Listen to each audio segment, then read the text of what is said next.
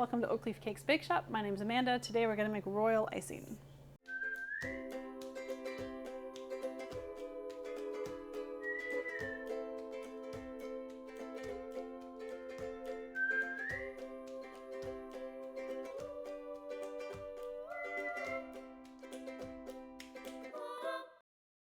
So royal icing gets used, we kind of call it our all-purpose sort of cake cement. So if we ever have any decorations that need to be stuck on the cake, like a figurine or a sugar flower or anything that's three-dimensional on a cake that really needs to just stay put, we use royal icing. Royal icing is also used to glue together the panels for like gingerbread houses and stuff, and then the icicles that hang down. It's also used to flood cookies. So if you're doing like custom decorated sugar cookies where you pipe the border and then do the flood icing, and then once they dry you add more decorations or painting, this is also that same frosting. So royal icing dries hard, which is why it's used for sugar cookies, which is also why we use it to glue things onto cakes, especially like 3D decorations. So to make royal icing, there's no fat involved. You just have water, meringue powder, which is dried egg whites, some cream of tartar, vanilla, and powdered sugar. And instead of whipping it real fast, what we're going to do is just slowly stir it, because you don't want a lot of air bubbles in it. Keeping it nice and smooth and not too spongy, that helps, especially with flooding cookies, but it keeps it from being too spongy and keeps it stronger. In your mixer bowl, you want to do your 3/4 cups of water, and it's a 1/4 cup and 1 tablespoon of meringue powder. And just whisk that together until it's foamy, just so it's dissolved. And we also want to add cream of tartar, and that's 1 teaspoon. Again, that helps stabilize egg whites or meringue powder, keeps it shiny when it dries. And then a lot of times this icing doesn't get eaten, especially if it's acting as a glue on frosting, but when it does get eaten, especially for flooding sugar cookies, you do want to add some vanilla. If you're extra concerned about having white frosting, then you could either not put vanilla in, or you could find a clear vanilla extract, but we would rather have better flavor with slightly ivory frosting than sacrifice the flavor.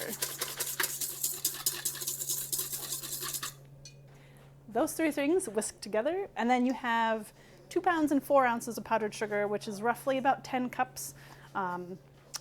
There's different consistencies, and it's not always a specific number of cups or pounds that you could use for your powdered sugar. If you want it to be a little stiffer, then you can add more sugar. If you want it to be runnier for cookie royal, for flooding, then you can add a little bit less sugar. So pay attention to what you're adding.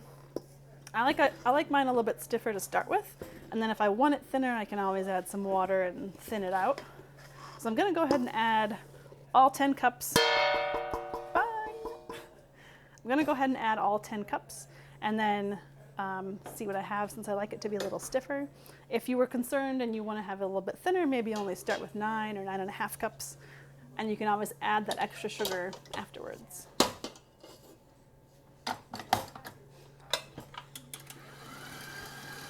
So this one you don't want to have going on high speed.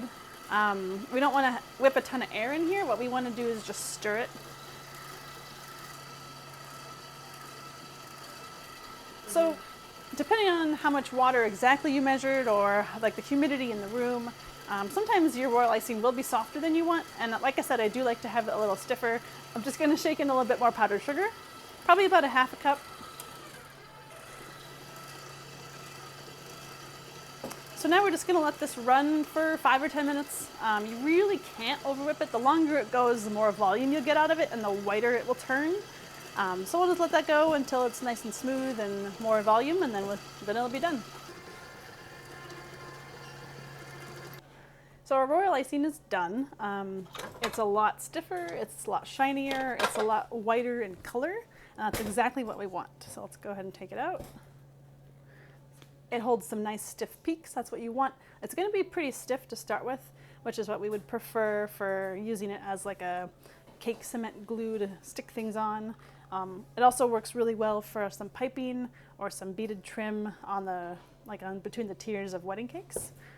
And For me, it's a lot easier to have a stiffer frosting to start with. And then as you're using it for different applications, you can go ahead and add different amounts of water to thin it out and make it a little softer. But to start with, this is what we want. Yeah, so the royal icing is ready. You can go ahead and just put this in a piping bag and start doing your like Swiss dots or some scroll work on the cake or a beaded trim. Otherwise, if you want to keep it, it can pretty much keep a week or 2 at most, but sometimes it gets a little weird and separates the water from the sugar. So 1 week is best. And go ahead and keep it in a container nice and airtight, because like I said, this is mostly sugar and it does dry out, which is what you want it to do. So go ahead and put it in an airtight container, keep it a week, and you're good to go. Thanks for watching. Royal icing in our bakery is pretty indispensable. We use it for everything. I hope you give it a try. And if you liked our video, go ahead and like and subscribe.